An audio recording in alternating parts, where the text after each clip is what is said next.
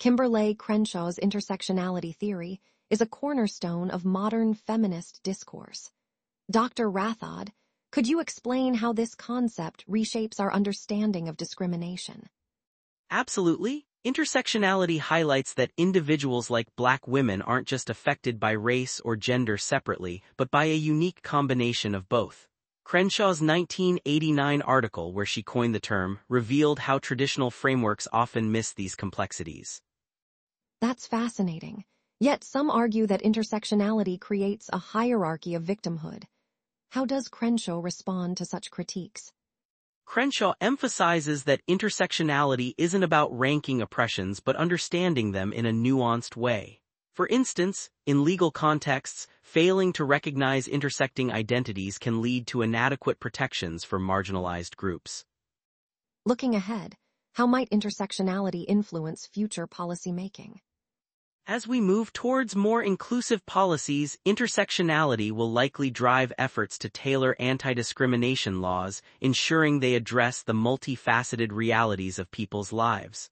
This forward-thinking approach is crucial for genuine equity. Turning to Eve Ensler, her play The Vagina Monologues is pivotal in feminist activism. Dr. Rathod, how did this work alter the cultural landscape? Ensler's play broke cultural taboos by openly discussing female anatomy and experiences. By interviewing over 200 women, she crafted monologues that empowered women to reclaim their narratives and bodies, challenging societal silence.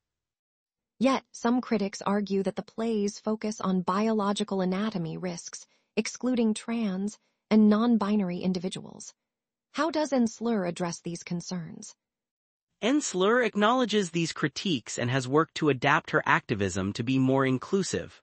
V-Day campaigns, for instance, have evolved to reflect broader feminist perspectives, incorporating diverse voices and experiences. What future influence might Ensler's work have on global feminist movements? Both Crenshaw and Ensler have left indelible marks on third-wave feminism.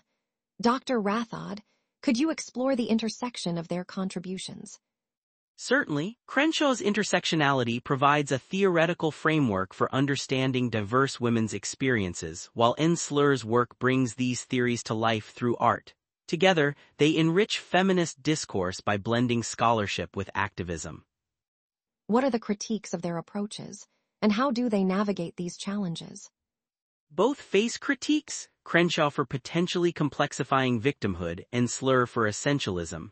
They respond by emphasizing dialogue and adaptation. Crenshaw's focus on policy and Ensler's on inclusive narratives show their commitment to evolving discussions. How might their work continue to shape feminist movements in the future? Their combined legacies will likely push feminist movements to further embrace diversity and intersectionality, driving inclusive policies and creative activism. This evolving dialogue promises a more equitable future for all gender identities. Both engage constructively.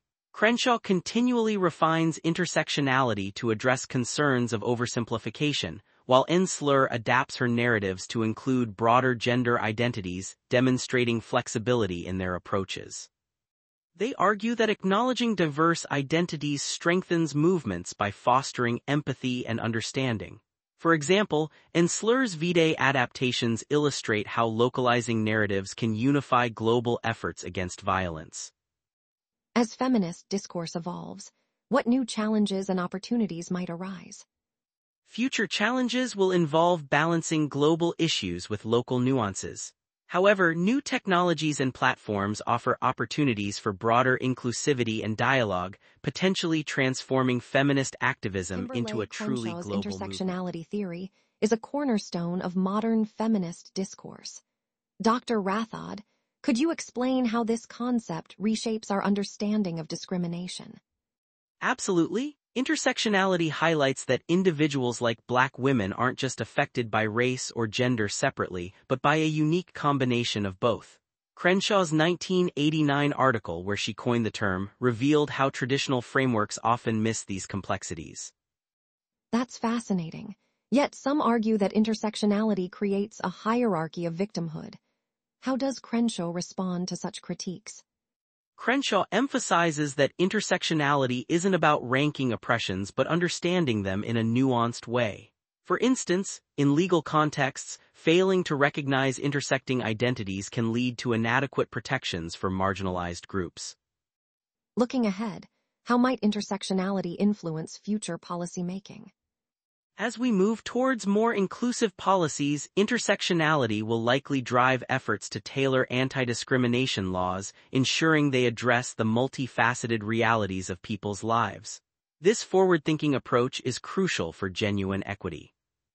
Turning to Eve Ensler, her play The Vagina Monologues is pivotal in feminist activism. Dr. Rathod, how did this work alter the cultural landscape? Ensler's play broke cultural taboos by openly discussing female anatomy and experiences. By interviewing over 200 women, she crafted monologues that empowered women to reclaim their narratives and bodies, challenging societal silence. Yet, some critics argue that the play's focus on biological anatomy risks excluding trans and non-binary individuals. How does Ensler address these concerns? Ensler acknowledges these critiques and has worked to adapt her activism to be more inclusive. V-Day campaigns, for instance, have evolved to reflect broader feminist perspectives, incorporating diverse voices and experiences. What future influence might Ensler's work have on global feminist movements? Both Crenshaw and Ensler have left indelible marks on third-wave feminism. Dr. Rathod, could you explore the intersection of their contributions? Certainly, Crenshaw's intersectionality provides a theoretical framework for understanding diverse women's experiences, while Ensler's work brings these theories to life through art. Together, they enrich feminist discourse by blending scholarship with activism. What are the critiques of their approaches, and how do they navigate these challenges? Both face critiques, Crenshaw for potentially complexifying victimhood, Ensler for essentialism. They respond by emphasizing dialogue and adaptation. Crenshaw's focus on policy and Ensler's on inclusive narratives show their commitment to evolving discussions. How might their work continue to shape feminist movements in the future? Their combined legacies will likely push feminist movements to further embrace diversity and intersectionality, driving inclusive policies and creative activism. This evolving dialogue promises a more equitable future for all gender identities. Both engage constructively. Crenshaw continually refines intersectionality to address concerns of oversimplification, while Ensler adapts her narratives to include broader gender identities, demonstrating flexibility in their approaches. They argue that acknowledging diverse identities strengthens movements by fostering empathy and understanding. For example, Ensler's V-Day adaptations illustrate how localizing narratives can unify global efforts against violence. As feminist discourse evolves, what new challenges and opportunities might arise? Future challenges will involve balancing global issues with local nuances. However, new technologies and platforms offer opportunities for broader inclusivity and dialogue, potentially transforming feminist activism Today, into a we're truly diving global into the movement. influential work of Bell Hooks, a pivotal figure in third-wave feminism. Dr. Rathod, could you elaborate on how Hooks pioneered the concept of intersectionality before it became a buzzword? Certainly, in her 1981 book Ain't I a Woman?, Hooks dissected the ways race, class, and gender intersect to form complex layers of oppression. This was groundbreaking at a time when mainstream feminism often overlooked these nuances. For instance, her criticism of how Black women were sidelined in both feminist and civil rights movements was particularly incisive. It's fascinating how she predated Kimberlé Crenshaw's formal introduction of intersectionality. However, some critics argue there's a lack of methodological rigor in Hooks' work. What's your take on that? This critique is not uncommon. Hooks favored an eschaistic style which some see as lacking empirical depth. Yet her ability to weave personal narrative with cultural critique offers a different kind of rigor, one that's more accessible and engaging. Her anecdotal approach allows readers to connect on a deeply personal level, although it might not satisfy traditional academic standards. Despite methodological critiques, Hooks' legacy in shaping intersectional feminism is undeniable. How do you see her work influencing future feminist discourse? Hooke's emphasis on inclusivity and systemic change continues to inspire. As we tackle evolving challenges, her framework encourages a holistic view of oppression, urging feminists to address interconnected social injustices comprehensively. Her work will likely guide discussions on global feminist solidarity and nuanced activism. Let's transition to Hooke's critique of what she termed lifestyle feminism. This concept seems particularly relevant today. Dr. Rathod, how did Hooks perceive this trend, and why did she find it problematic? Hooks argued that lifestyle feminism diluted the movement by reducing it to personal empowerment devoid of political context. She believed it risked transforming feminism into a commodified trend rather than a collective struggle against systemic oppression. For example, the personal empowerment narrative often ignores how economic and racial inequalities limit individual choice. That's a compelling point. However, some might counter that personal empowerment is a gateway to broader feminist engagement. What would Hooks likely say to this counterargument? She'd acknowledge personal empowerment as a component but emphasize that it shouldn't overshadow the necessity of systemic change. Hooks would argue that without addressing structural barriers, feminism risks becoming an individualistic endeavor that benefits primarily those already advantaged by existing power structures. Looking forward, how can feminists balance individual empowerment with collective activism to honor Hooks' vision? We must integrate personal empowerment with activism that aims at dismantling systemic inequalities. This means fostering solidarity networks that amplify marginalized voices and prioritizing policies that address economic and social inequities. The future of feminist activism should be both personally meaningful and universally transformative. Moving on, let's discuss Hooks' focus on cultural representation. She dissected media and literature to expose underlying biases. Dr. Rathod, could you share how Hooks approached cultural texts through a feminist lens? Yet, some critics argue that her interpretations can be overly deterministic. Could her critiques inadvertently overshadow the potential for cultural texts to subvert stereotypes?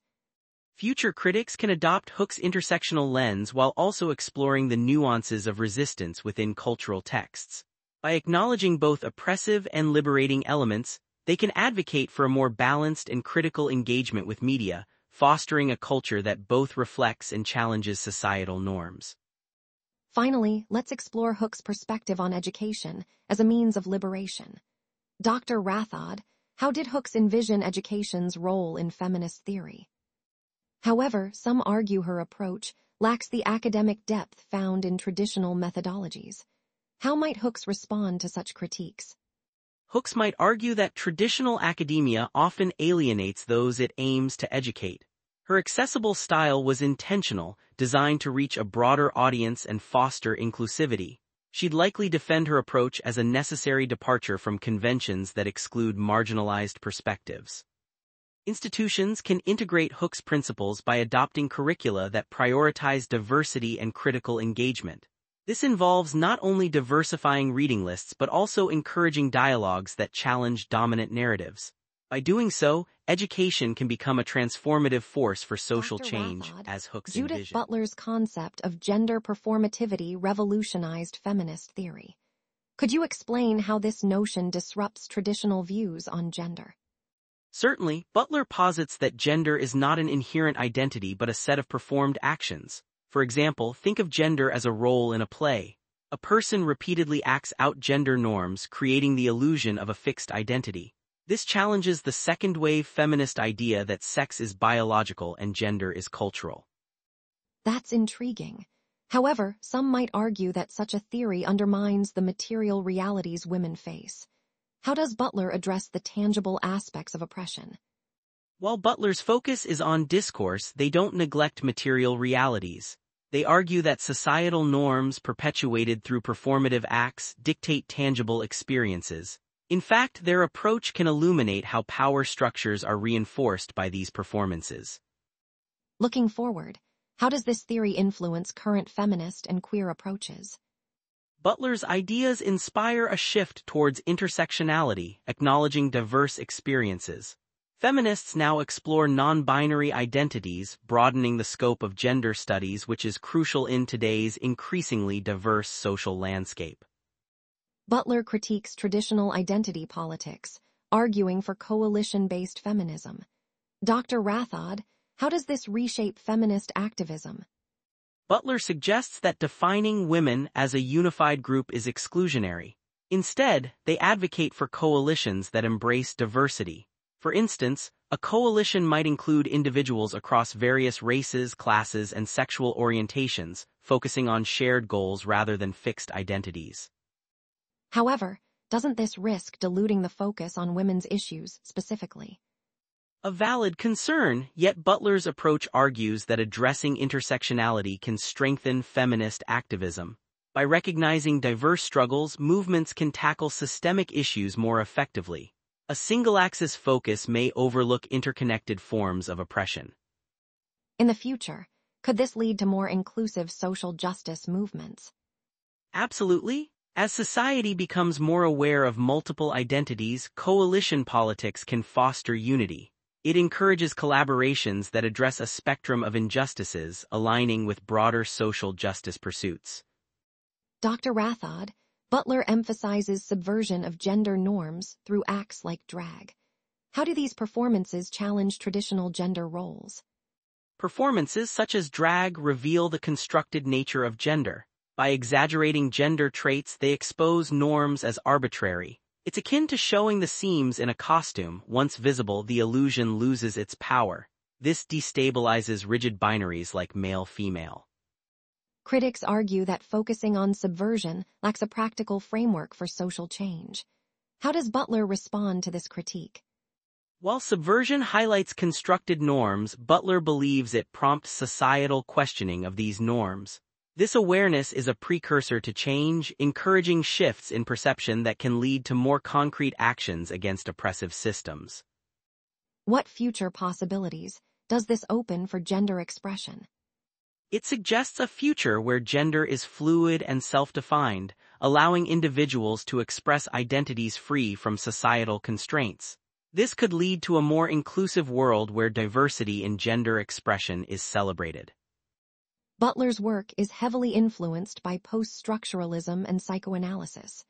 Dr. Rathod, how do these frameworks integrate into their feminist critique? Post-structuralism, particularly Foucault's ideas, informs Butler's view on power as a discourse. They argue that language shapes gender identities through cultural norms. Meanwhile, psychoanalysis illuminates how prohibitions form identity, though Butler critiques its patriarchal biases. Some say Butler's reliance on language minimizes material experiences. How do they justify this approach? Butler acknowledges this critique but asserts that discourse creates our understanding of material realities. By analyzing language, we can uncover how power operates invisibly, affecting tangible experiences. It's a lens to understand deeper societal structures. Looking ahead, how might this theoretical blend evolve feminist studies?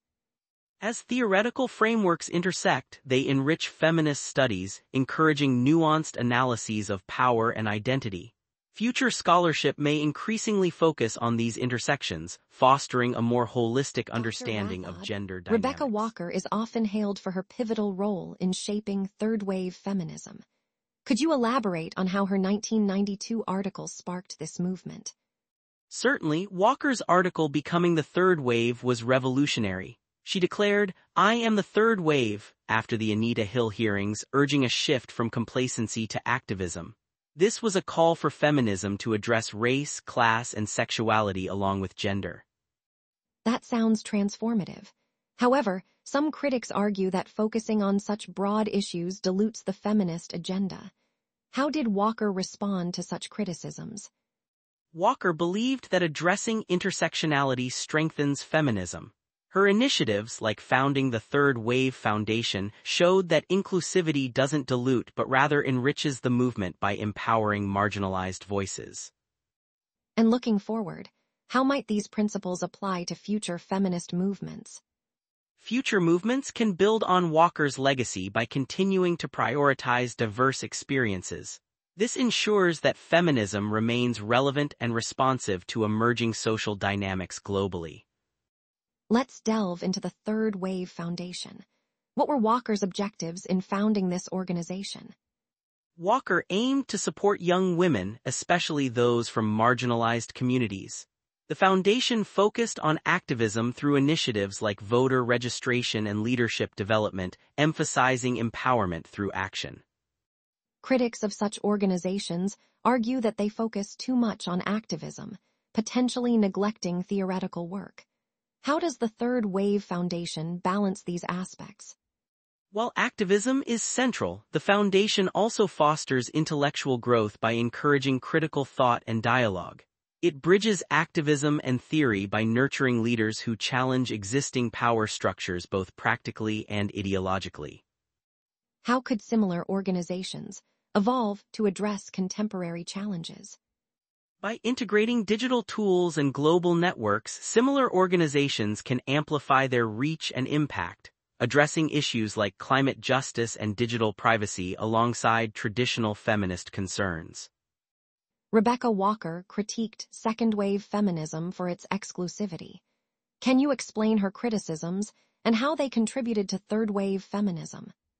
Walker argued that second-wave feminism often overlooked race and class, focusing mainly on gender. Her critiques encouraged a more inclusive approach, incorporating diverse personal narratives that acknowledged intersecting identities. However, some second-wave feminists believed that such critiques could cause fragmentation. How did Walker address these concerns? Walker advocated for a feminism that celebrated diversity as a strength, not a weakness. She emphasized dialogue and understanding across generational lines, fostering a more cohesive movement despite differing perspectives. What lessons can be drawn for current feminist dialogues? Contemporary feminism can learn from Walker's approach by fostering inclusive dialogues that embrace complexity and diversity, ensuring all voices are heard and valued in the feminist discourse. Walker's work encourages future writers to weave personal experiences with critical analysis, creating a tapestry of voices that informs and evolves feminist discourse in new and unexpected ways. To our discussion on third-wave feminist literary criticism. Dr. Jasvant Rathod joins us today to explore this transformative phase in feminist critique. Dr. Rathod, what catalyzed the emergence of third-wave feminist criticism in the 1990s? Intersectionality, indeed, broadens the analysis. Can you share an anecdote that illustrates its impact on literary studies? Certainly, consider the analysis of Toni Morrison's Beloved, which examines intersecting identities like race and gender. This approach reveals the complex layers of oppression faced by the protagonist, going beyond gender to include the historical trauma of slavery. While it's a valid concern, I believe intersectionality enriches the critique by portraying women's experiences more accurately. It allows for a nuanced understanding rather than a one-size-fits-all narrative, which can be limiting and exclusionary. Let's delve into inclusivity and diversity within third-wave feminist literary criticism. Unlike its predecessors, it embraced a broader range of voices. How did this shift change the critical landscape? Third-wave criticism amplified previously marginalized voices, including women of color and LGBTQ+ individuals. For instance, the inclusion of non-Western texts challenged the Eurocentric and heteronormative norms that dominated earlier critiques, diversifying perspectives and enriching the discourse. Fragmentation is a risk, but it's also an opportunity. By acknowledging diverse experiences, third-wave criticism fosters a more comprehensive understanding of literature's role in shaping societal norms. It's about embracing complexity rather than oversimplifying human experiences. Moving on, third-wave criticism expanded its focus to cultural texts like music and film. Dr. Rathod, how does this interdisciplinary approach enhance feminist literary criticism? This approach acknowledges that cultural representations in various mediums shape societal norms and individual identities. For example, feminist readings of music lyrics can reveal how gender dynamics are constructed and challenged within popular culture, offering insights into everyday experiences. How do you envision this evolving in the future? Cultural studies will likely become even more integrated, with digital media and technology playing crucial roles. As our world becomes more interconnected, feminist criticism will have to adapt to analyze new forms of cultural texts that influence gender and identity. Finally, let's discuss the reevaluation of femininity and sexuality in third-wave criticism. How did this wave challenge previous feminist narratives? Yet, isn't there a danger of reinforcing stereotypes by embracing such aesthetics? It's crucial to differentiate between reclaiming femininity and reinforcing stereotypes. The aim is to challenge binary notions and celebrate fluid identities. By embracing diverse expressions, third-wave criticism fosters empowerment and agency. In what ways might future feminist criticism continue to explore these themes? Future critiques will likely delve deeper into the fluidity of identity, exploring how intersectionality intersects with new understandings of gender and sexuality, ultimately reshaping how we perceive femininity in literature and beyond. A pioneering feminist critic, reshaped second-wave feminism with her seminal book, Sexual Politics. Dr. Rathod, could you elaborate on how her work influenced feminist literary criticism? Certainly, Millet's Sexual Politics critiqued the misogyny pervasive in Western literature, revealing how male authors like D.H. Lawrence and Henry Miller depicted women as mere objects. Her work birthed feminist literary criticism by exposing the patriarchal ideologies in traditional narratives. While her critique was revolutionary, critics argue she oversimplified literature by focusing mainly on its political content. How do you respond to that? That's a valid point raised by critics like Camille Paglia. However, Millet's intent was not to dismiss artistic merit but to illuminate how literature as a cultural artifact can reinforce patriarchal norms, much like how Gennett's works subverted traditional gender roles. Looking ahead, how can Millet's approach be applied to contemporary literature? In today's context, her approach encourages new feminist scholars to dissect modern narratives for underlying gender biases. It remains a vital tool for critiquing how media shapes societal views on gender. This ongoing analysis is crucial as literature evolves with cultural dynamics. Millet's theory of patriarchy described it as the most pervasive ideology in our culture. Dr. Rathod, how did she argue this affects societal structures? Millet argued that patriarchy functions across political, social, and cultural domains to maintain male supremacy. She criticized institutions like marriage and the nuclear family as tools of patriarchal dominance, a perspective that challenged societal norms extensively. However, her views on dismantling traditional family structures were polarizing. Some critics found them radical and alienating. How did Millet respond to such criticism?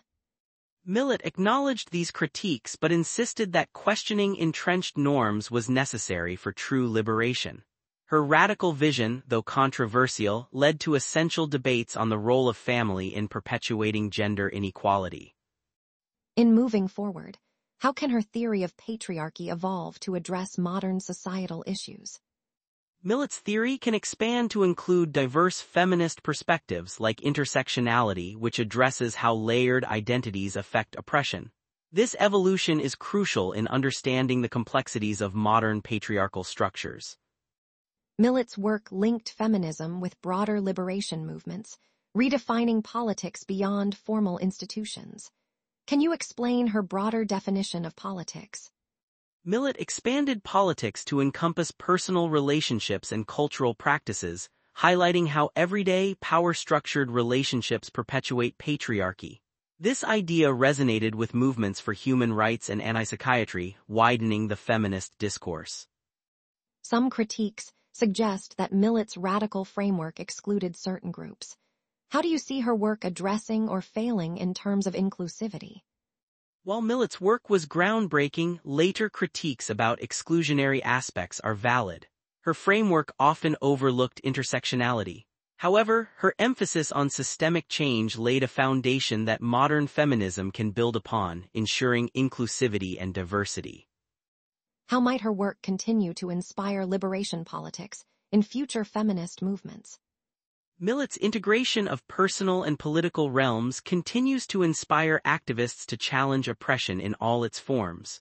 As liberation politics evolve, her legacy will drive the inclusion of varied voices in the fight for equality and justice. Kate Millett's activism was pivotal in feminist movements. Her legacy, however, extends beyond feminism. Dr. Rathod, how has her work influenced other fields and movements? Millett's activism intersected with civil rights, mental health reform, and anti-torture campaigns.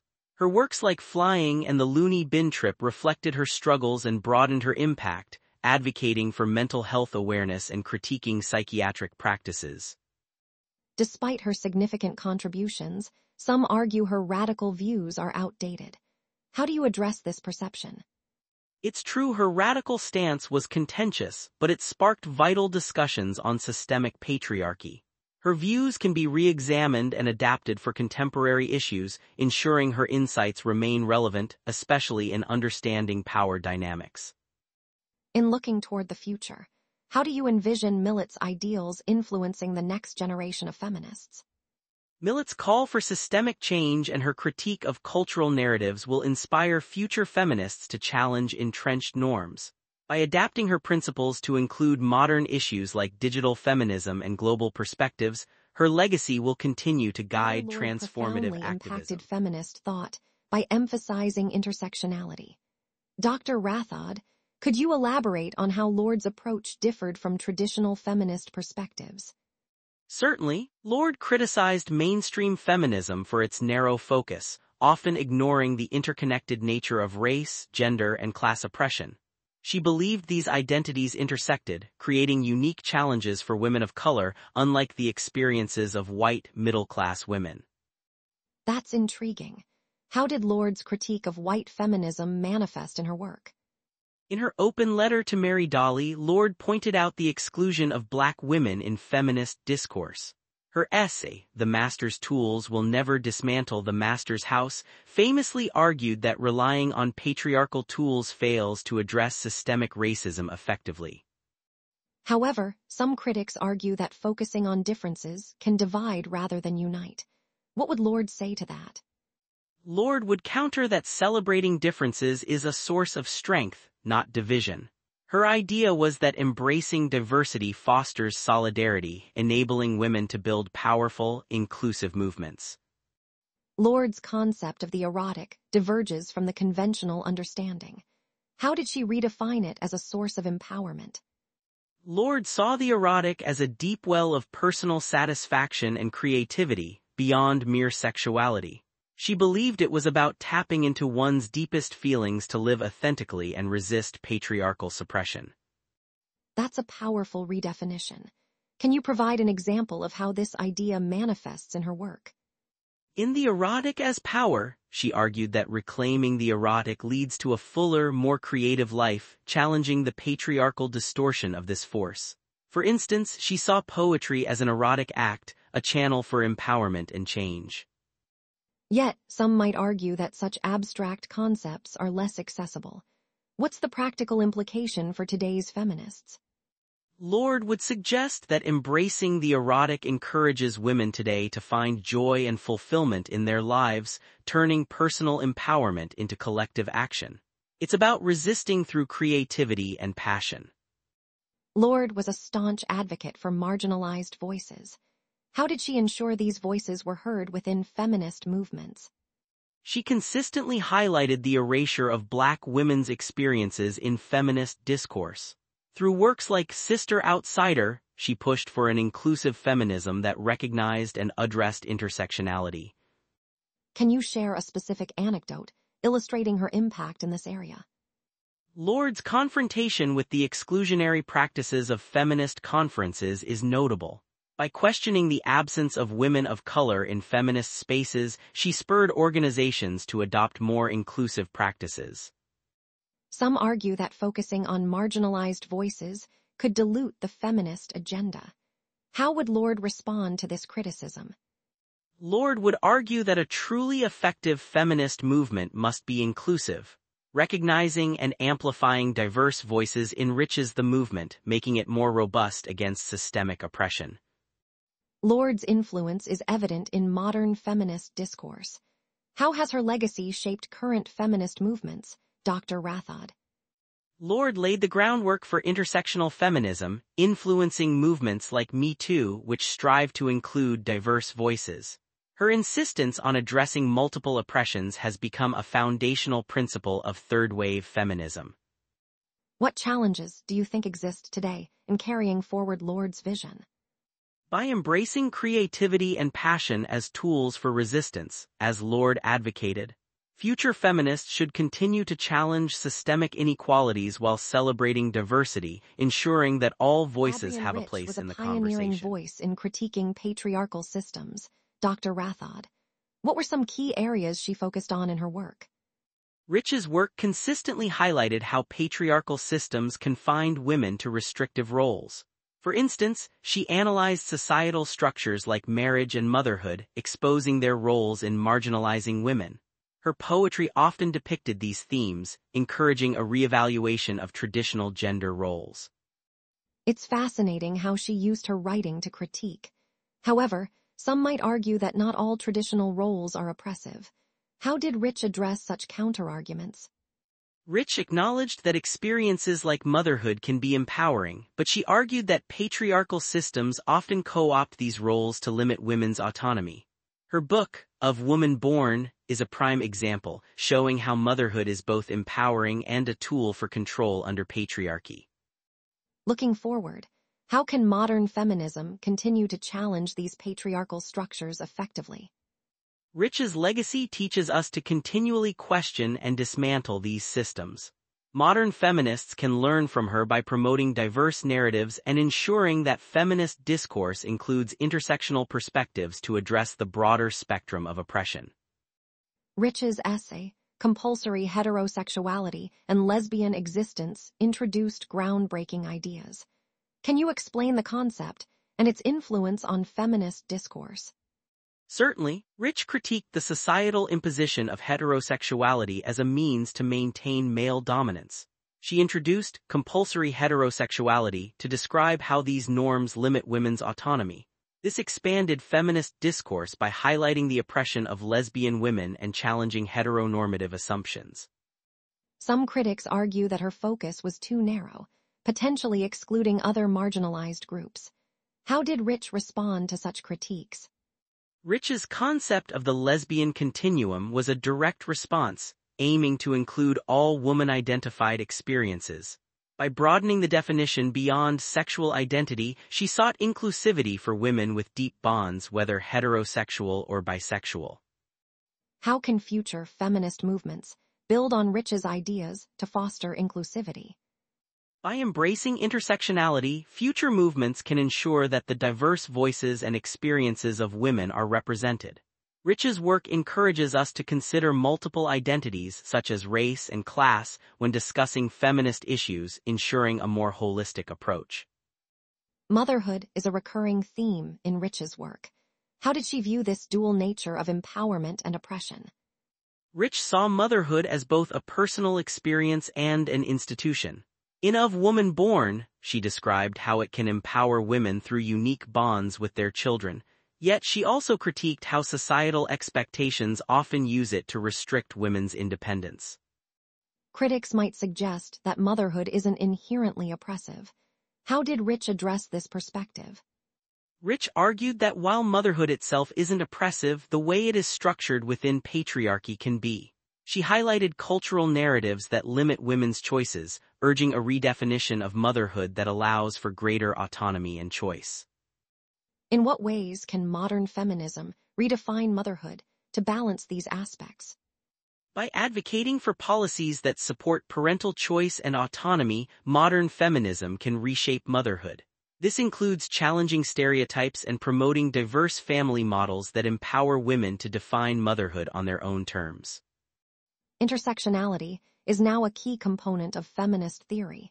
How did Rich contribute to this discourse? Rich was instrumental in highlighting the need for intersectionality in feminism. In Blood, Bread, and Poetry, she urged feminists to address not only gender but also race, class, and other forms of oppression, acknowledging her own privilege as a white woman. Some may argue that intersectionality can dilute the focus of feminist issues. How did Rich counter such arguments? Rich believed that addressing interconnected systems of oppression strengthens feminist movements. By understanding how various identities impact women's experiences, feminism becomes more inclusive and effective in its advocacy for justice. What steps should be taken to ensure intersectional feminism continues to evolve? Feminists must continue to listen to and amplify voices from diverse backgrounds. Building coalitions across different movements can help address the complex realities of oppression, creating a more unified and powerful feminist front.